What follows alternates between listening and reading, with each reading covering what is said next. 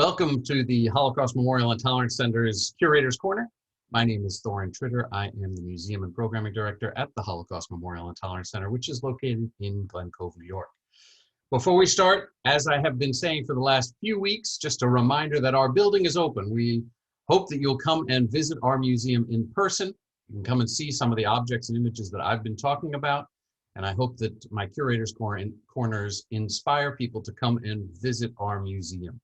If you'd like to arrange a guided tour, that's also possible. Just give us a call in advance. We ask for guided tour reservations a week in advance. Otherwise, just come to our building. We're open Monday through Friday from 10 to 4:30 and Saturday and Sunday from 12 to 4. Also, as I always say before we start, if you've got questions that come up during my presentation, use the Q&A window, type them in, and hopefully I'll be able to answer them either during my presentation or at the end. Okay, so today I'm going to talk about this small white porcelain bell that stands in our collection. It's a replica of the official bell that was the symbol of the 1936 Olympic Games held in Berlin. The small replica was sold to visitors who attended the games in Germany and who wanted something to remember the 1936 games. As I'm sure you know, the 2020 Olympic Games are about to start in Tokyo. The opening ceremony, I think, is this coming Friday. So with the Olympics coming to dominate our upcoming sports news feed, I thought that this would be a good time to talk about the 1936 Olympic Games in Berlin. This bell was given to the Holocaust Memorial and Tolerance Center by Helene Sommer Wright, whose parents had attended the Berlin Games and purchased the bell back in 1936. I'm going to speak more in a minute about the significance of the 1936 Olympic Games, but the story of what happened to this memento, to this bell, this little porcelain bell, is, I think, interesting in its own right. Martin Sommer was born in Germany in 1896. That was Helene's father. After graduating from the Technical University in Munich, he went on to earn a doctorate in engineering from a university in Berlin and then taught in the fields of metallurgy and mechanics for several years. By the 1920s, he had moved to America, helping to establish the Rustless Iron Company, which was located in Baltimore. In 1928, Martin Sommer married Helene Benowitz, a German immigrant who had come to America 4 years earlier. And Helen joined Martin in his work establishing the new company together in Long Island City called Stainless Metals Incorporated, which produced innovative products made from stainless steel. 8 years after they were married, with a successful company established in New York, they returned to Germany to watch the 1936 Olympic Games. They knew of the controversies of the Games. But this was before, as you will just remember, 1936, this is before many of the things that we associate with the Holocaust, we associate with Hitler, before those things had happened. It was before the Anschluss, the merging of Austria and Germany. It was before the annexation of the Sudetenland. It was before Kristallnacht, and certainly before the outbreak of the war or the creation of any ghettos. It's true that there were already voices in 1934 and 1935 about the mistreatment of Jews in Germany, but those voices faded in 1936 in the lead up to the Olympic Games. So the couple went to Germany, presumably saw some of their family, watched some of the Olympic events, and purchased this bell. With the outbreak of the war just a few years later, however, Martin and Helen appreciation of their homeland of Germany faded. No longer proud of their roots, the bell found its way into the bottom of some drawer. Their daughter, Helene, never remembered seeing it in their home when she was growing up. She only discovered it many years later after her parents had passed away.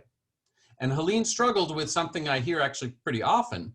Mostly I hear it from people who come across Nazi paraphernalia that their parents or grandparents acquired during the war when they were serving in the US Army. The children or grandchildren of those veterans don't want to keep the items that may be emblazoned with the swastika, but they also don't feel comfortable selling those objects on the internet or throwing them away in the trash. And they reach out to the Holocaust Memorial and Tolerance Center as a place that can use those objects of hate to educate people about the events of the 1930s and 40s, and hopefully to combat prejudice, racism, and intolerance today. Helene's situation was a bit different because her family did not acquire the bell during the war, but as visitors to the Olympic Games. But her dilemma was much the same as what I've heard from others. The problem posed by the Olympic bell also reflects the larger challenge that German Americans faced in the years leading up to and after World War II. Really, it goes even back to World War I. In the period before World War I, German Americans, like almost every other immigrant group in the United States, could show pride in their ethnic background and celebrate their national heritage. But with World War I, and even more so after Hitler's rise to power in the 1930s, German Americans were embarrassed by their nationality. They sat silently watching parades of St. Patrick's Day or on Columbus Day, later Israel Independence Day, Puerto Rican Day Parade, or the myriad of other similar demonstrations of ethnic pride. And if they came across items that connected to their ethnic heritage, instead of displaying them, they buried them in drawers, like Helene's parents. I'm not saying their response was inappropriate. The nationalism of Nazi Germany even affected the way Americans demonstrated their own national pride. I think most people are familiar with the Nazi stiff arm salute, or the so-called Roman salute. This photograph shows the crowd at the Olympic Stadium in Berlin offering the Nazi salute, the stiff arm salute, at the opening ceremony on August 1st of 1936. What's less well known, however, is that Americans also used the same Roman salute before World War II when saying the Pledge of Allegiance. It's sometimes referred to as the Bellamy salute in America in honor of Francis Bellamy, who authored the original Pledge of Allegiance back in the 1890s and described that gesture, the Roman salute, as the appropriate one to use when saying his pledge. This photo looks like it could have been taken on the streets of Berlin in the 1930s, but it's actually a picture of school children, oops, did that come up? In Connecticut. This photo, another shown from 1941 in Hawaii, showing the Americans doing the stiff arm salute. And a third from earlier in 1915 that was photographed and included in an edition of the New York Tribune. But when America declared war on Germany, Congress acted to make the differences between America and its enemy more clear. And so America adopted the hand over the heart salute during the pledge in December of 1942. To get back to our bell, very soon after the Olympics Games ended in 1936, the wool fell from the eyes of the Sommer family, and they had no interest in displaying this item any further. Still, the little porcelain bell is a reminder of those Olympic Games when the Nazis masterfully used them for their own PR purposes. Many historians don't talk about the 1936 Games in Berlin. They don't use that phrasing. Instead, simply say the Nazi Games, because they were almost singularly focused on projecting a positive image of Nazi Germany to the world.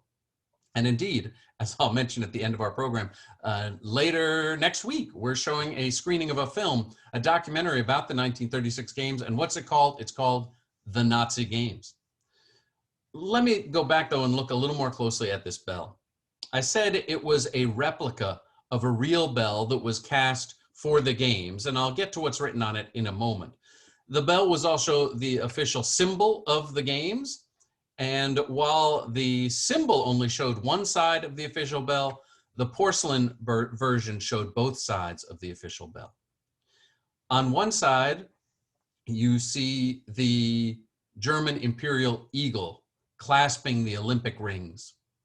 The eagle is a German symbol that harkens back to the Roman eagle used on military standards and to the eagle that was the sign of Charlemagne as the first Holy Roman Emperor. And at the bottom of this section is the motto for the 1936 Games: I call the youth of our world. On the other side is a depiction of the Brandenburg Gate, one of the iconic landmarks in Berlin that was built back in the 18th century, but also famously used as a backdrop for the Torchlight Parade held in 1933 to mark Hitler's appointment as chancellor. On the bottom of this side of the bell are simply the words, the 11th Olympic Games, Berlin. While I don't have time to talk in detail about the Berlin Olympics, I do want to use the opportunity to touch on some of the significance of those games. First, almost as soon as Hitler was named chancellor, Americans started to question the morality of having Nazi Germany host the Olympic Games. A range of German actions sparked those concerns, including news of violent suppression of communists and Catholics after the Reichstag fire in February of 1933. There was also the opening of this special prison in Dachau in March of 1933 for political prisoners.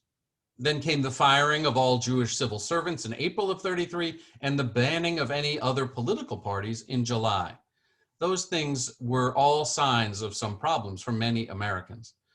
One other particularly relevant issue arose in April of 1933 when the news broke that the German athletic organization had imposed an Aryans-only policy that systematically excluded Jewish athletes and Roma and Sinti athletes from participating on the German Olympic team.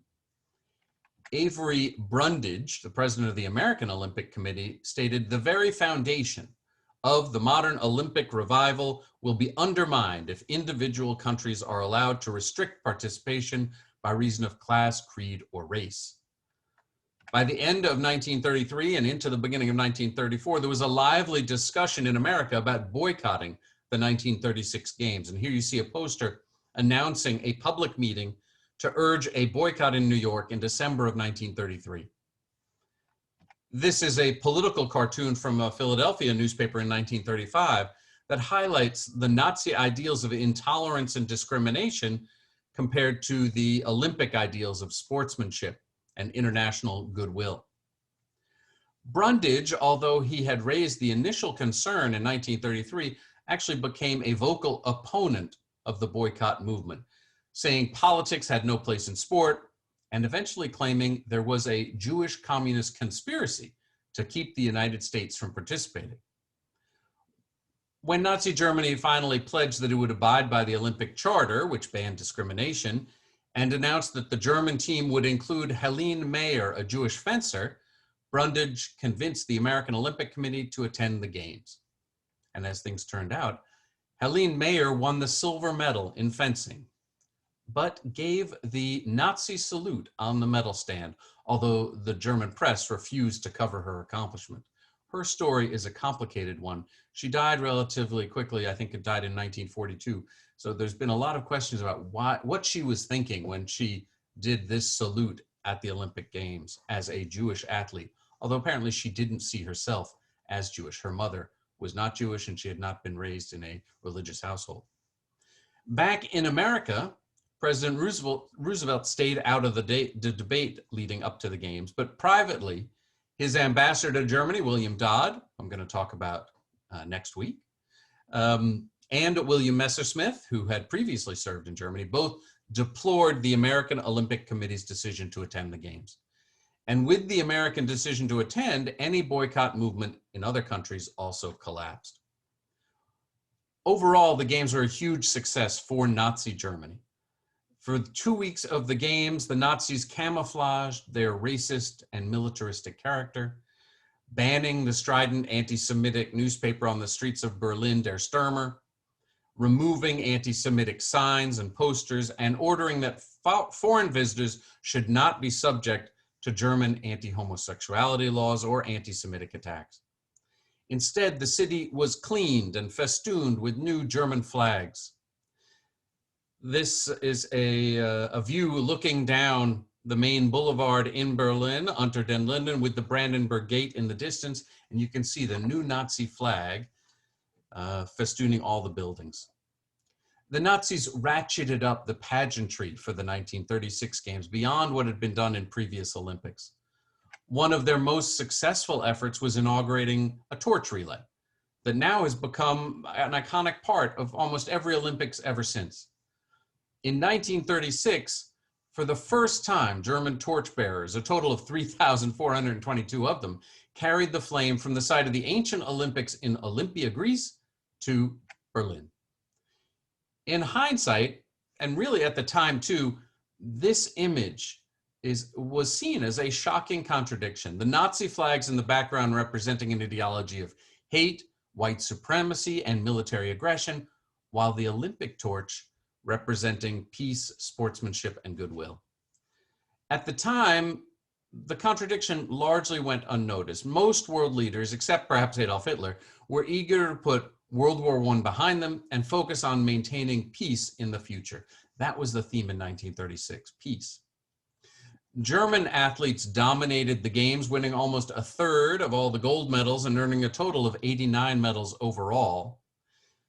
And yet, I think most Americans remember the Olympics in 1936 as the games where Jesse Owens was a dominant force. He won 4 gold medals, a feat not matched by any other track and field athlete until Carl Lewis in 1984. Here's the iconic image of Owens competing in the long jump, in which he won gold. Jesse Owens was one of 18 African Americans on the 359-member U.S. Olympic team, one of the larger teams at the Olympics that year. And including Owens, they won 14 medals. So although African Americans made up only 5% of the Olympic team, they won a quarter of all the American medals.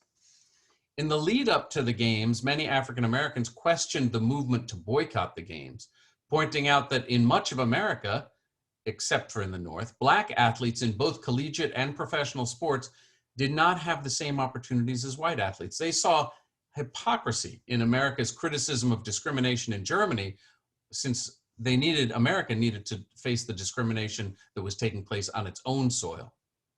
And that contradiction was even more visible in Germany, where Jesse Owens and his African-American teammates were allowed to travel with and stay in the same hotels as their white teammates, at a time when African-Americans in many parts of the US had to stay in segregated Black-only hotels. Owens' success at the Games did cause Hitler some consternation, as he hoped that German athletes would dominate. And there was the supposed snub that Hitler gave Jesse Owens by leaving the stadium before shaking hands with the gold medal winner. However, Jesse Owens claimed that there was no snub, and time has proved him to be right. On August 1st, the opening day of the Games, Hitler shook hands with all of the German winners. When the president of the International Olympic Committee insisted that Hitler greet every medalist or none, Hitler skipped all further medal presentations. On the second day of the Games, the American high jump team swept all 3 medals, with Owens' African-American teammates Cornelius Johnson winning the gold and setting a new world record. Hitler, following his new policy, did not congratulate them or any of the other winners, although several newspapers claimed it was a personal stub directed against the Black athletes. When Jesse Owens won his medal in the long jump and was not greeted by Hitler, again, various American papers claimed he had been snubbed, but Jesse Owens claimed Hitler had a certain time to come to the stadium and a certain time to leave.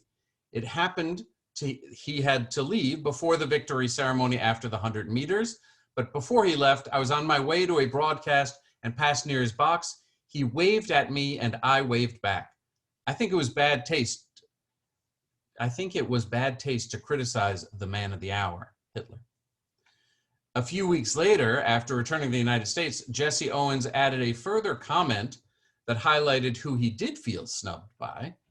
When Owens returned to the United States, he was greeted in New York by Mayor Fiorello LaGuardia and her ticker tape parade down the Canyon of Heroes. After the parade, a reception was held at the Waldorf Astoria Hotel, but Owens was not allowed to enter through the main door for his own event, and instead was forced to enter through a side door and ride up to the ballroom in the freight elevator. And while Jesse was feted in New York, Roosevelt, the President of the United States, never called to congratulate him, nor did he receive an invitation to visit the White House or any presidential recognition. A lifelong Republican known as the Party of Lincoln, Owens went on a campaign for Alf Landon, who ran against Roosevelt in the 36th presidential campaign. And it was in a Republican rally in Kansas City a few months after the Olympics ended that Owens drew attention to his treatment, saying, "Hitler didn't snub me. It was our president who snubbed me. The president didn't even send me a telegram." Much later in 1971, he responded to an interviewer's question about what he experienced and chose to highlight the hypocrisy of America. He said, "When I came back, after all those stories about Hitler and his snub, I came back to my native country and I could not ride in the front of the bus. I had to go to the back door. I couldn't live where I wanted." He added, "I wasn't invited to shake hands with Hitler, but I wasn't invited to the White House to shake hands with the president either." Jesse Owens was, of course, correct. Even as Americans criticized the anti-Semitism of Nazi Germany, most of America continued to embrace a racist ideology that promoted segregation. That's not to say that America was the same as Nazi Germany. Of course not. The ghettos of Nazi-controlled Europe were completely different from what would become called ghettos of inner cities in America. And of course, there was never a state-sponsored plan to murder all the African Americans in the United States. Indeed, in many ways, it was the experience of fighting against Nazi Germany that highlighted American racism and hypocrisy, spurring Harry Truman to desegregate the armed forces in 1948 and launching the civil rights movement a few years later. When we look back at our bell in the 1930s and the 1936 Olympic Games, we see the American hypocrisy, but we also see the world's naive desire to believe the mirage of tolerance created by Hitler for those 2 weeks. And we can see that that mirage was not going to continue. It didn't. As post-game reports were filed, the persecution of Jews resumed in Germany. Less than 2 years after the Olympic Games, Hitler marched into Austria, followed a few months later by the pogrom, the national state-sponsored attack on Jews that we call Kristallnacht. And then in September of 1939, just 3 years after the Olympic Games, Germany launched World War II and by invading Poland. One final point about the 1936 Games and the pause of anti-Semitic activity in Germany that came with the Olympics. The relative calm in 1936 followed a previous pattern that combined to give many Jews in Germany a false sense of optimism. After Hitler was named chancellor in January of 1933, anti-Semitism burst into open in Germany. But as I mentioned before, there was the firing of Jewish civil servants, there was random attacks on Jews on the streets, and a one-day boycott of Jewish businesses on April 1st, 1933. But in the following year, things seemed to calm down in 1934, as we now know, because the Nazis had to deal with internal divisions in the party.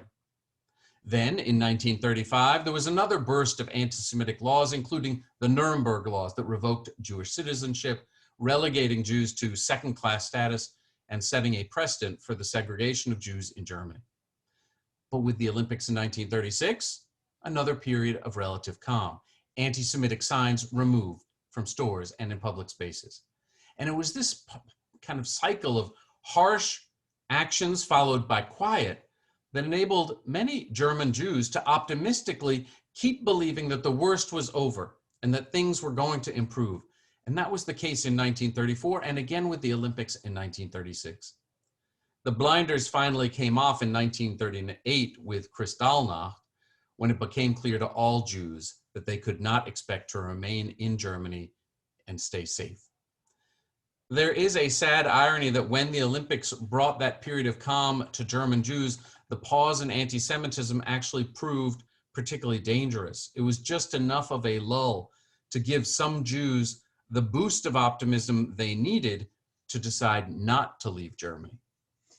In hindsight, perhaps if the games had not happened and if the easing of anti-Semitic policies had not gone into force, more Jews would have gotten out before Kristallnacht and before later deportations to killing centers in the East. That is, of course, conjecture. But I think it's one other element about the Olympic Games of 1936 to keep in mind. Okay, I will stop there. Thank you for watching. I know I've gone on a little longer than sometimes. Let me take a moment to mention some of our upcoming programs. As I mentioned, on Monday, July 26th, we'll be screening a documentary film as part of our David Taub Real Upstander film series. The film is entitled The Nazi Games, Berlin 1936, and we are going to have commentary provided by David Cleven, an education outreach specialist at the William Levine Family Institute for Holocaust Education at the U.S. Holocaust Memorial Museum in Washington, D.C. It is a powerful film, and we will have an expert with us to provide context and answer questions, so I hope you'll join us. Another program I wanted to mention is my next Curator's Corner, which I'm sorry to say, as I mentioned a bit earlier, I have to move to 1 p.m. next Wednesday, not at 11 as previously scheduled. I'm going to be talking about Ambassador William Dodd's diary. We have a copy of his diary in our rare book collection, and so I'm going to talk about our library and that rare book collection and William Dodd's diary in particular. And one final event to mention, HMTC's annual golf outing is coming up on Monday, August 2nd at the Meadowbrook Club. So please come enjoy some golf and help support HMTC. As always, you can find information about these events and all our upcoming events on our website at www.hmtcli.org and then click on the events tab. And I hope you'll also click on the Give Now button to make a gift to support our online programs. Okay, I see some questions have come in. Let me address them. Helene Mayer emigrated to the US after the 36 Games and died in the 1950s in Germany at a very young age. I think she'd already come to the US before the Olympic Games. She tried to get on the American Olympic team, but did not make it. And then when there was the attention at Germany getting or not being a German-only team or Aryan-only team, they accepted her on the team because she was really an outstanding fencer, but she hadn't made the Olympic team in America, I think because there were some family situations that kind of threw her off her game. But yeah, she did live here in the United States for a time. To what degree was America and the world in general deceived by Hitler's pretense of tolerance towards Jews? I think it was deceived. There were foreign correspondents who were living in Berlin, and they were writing about what they actually were seeing about the attacks on Jews and about the new laws that were being passed in 1933 and again in 1935. But in 1936, when visitors came to the Olympic Games, if you read diaries of people who visited, and all the Americans, not all, but many of the Americans write about how clean the city was, how good Germany looked, how good Berlin looked, and particularly at a time coming from America during the Depression, where American streets had homeless people and soup kitchens and lines and Hoovervilles. Tourists came to Berlin and were impressed and went home and shared stories about how Berlin was doing so well and how Germany was doing so well. And they kind of papered over the anti-Semitism because all the signs had been removed and there was not much attention to it. So the correspondents who'd been there all along, they were questioning it. But for other people visiting, and they were the ones spreading the word about Berlin, they actually seemed to buy hook, line, and sinker this idea that Berlin was doing well and that Hitler was not going to actually do more to the Jews. I think there's one more question. Let me see if I see that. Yeah, here we go. I heard or read that Jesse Owens competed in the relay race because the Jewish athlete was not allowed to compete. Dinah, I don't know the answer to that. I don't know. I mean, there were obviously Jewish athletes who competed. So whether that was something the American committee decided, I don't know. I'll have to look into it. Thanks very much. Okay, folks. Well, thanks very much for joining me. I look forward to seeing you next week at 1 o'clock. Oh, one more question. Can you say anything about Stanislava Valasevitz, who moved to the United States and changed her name to Stella Walsh in the context? Oh boy, I'm afraid, Alan, I don't know anything about that. So I don't know about the modern day Olympics, gender sport. I don't know about the situation there. Sorry, I'll look into it. But I hope you'll all join me next week on Monday for our film about the Olympics, and then on Wednesday at 1 o'clock for my next Curator's Corner. Okay, thanks very much, everybody. Enjoy your afternoon.